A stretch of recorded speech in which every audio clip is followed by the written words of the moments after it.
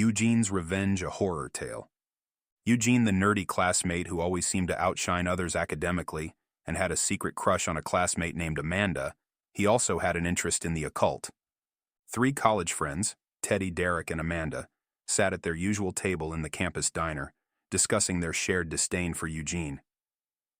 "I can't stand how he's always flaunting his intelligence," Teddy grumbled, stirring his coffee with unnecessary force.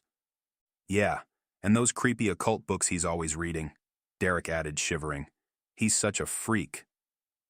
Amanda, twirling a lock of her hair, smirked. "You know, he has a crush on me.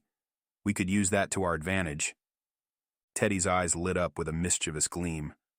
"I've got an idea. Amanda, you lure him to Lover's Lane tomorrow night.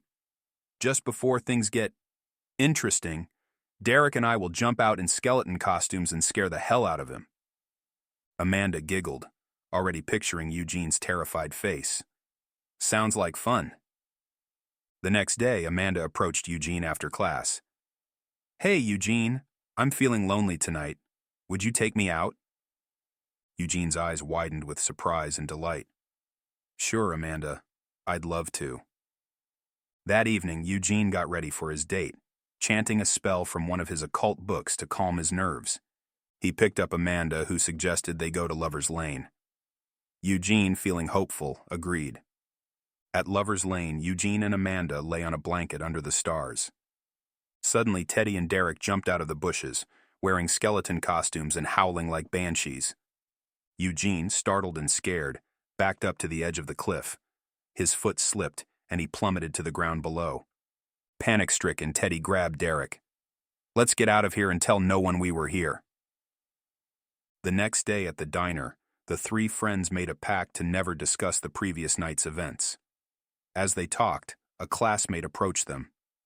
"Did you hear the news? They say Eugene committed suicide by jumping off Lover's Lane cliff." They acted surprised and they quickly left the diner. Derek decided to walk home alone. As he strolled through the dark campus, he heard footsteps behind him.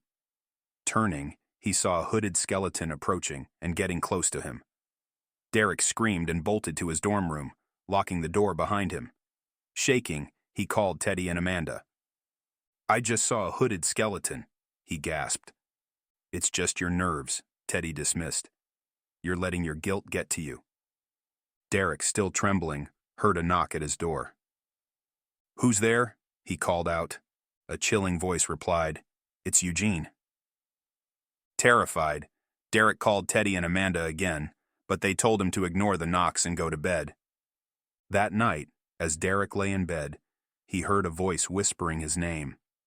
He sat up, seeing the hooded skeleton holding a noose. He screamed, and everything went black. The next day, Teddy and Amanda learned that Derek had hanged himself. Sitting at the diner, Teddy remarked, "He did seem unwell last night, but I didn't think he'd harm himself." Amanda, her voice shaky, asked, "Do you think there's anything to that Eugene business?"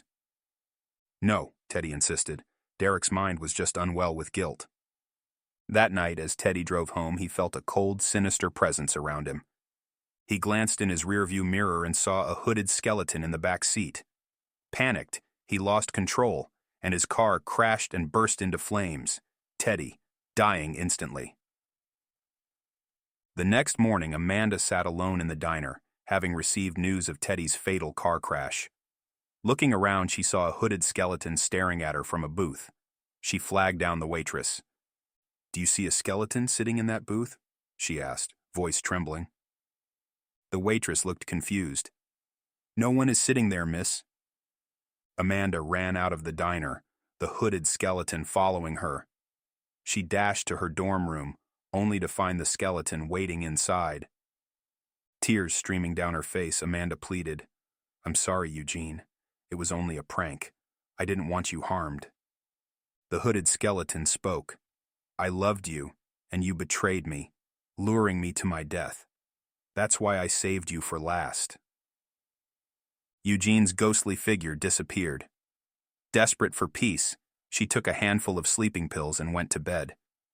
But her sleep was restless, filled with whispers of Eugene's name. In the morning, news of Amanda's overdose suicide spread across campus. The hooded skeleton, watching with a sinister smile, felt justified.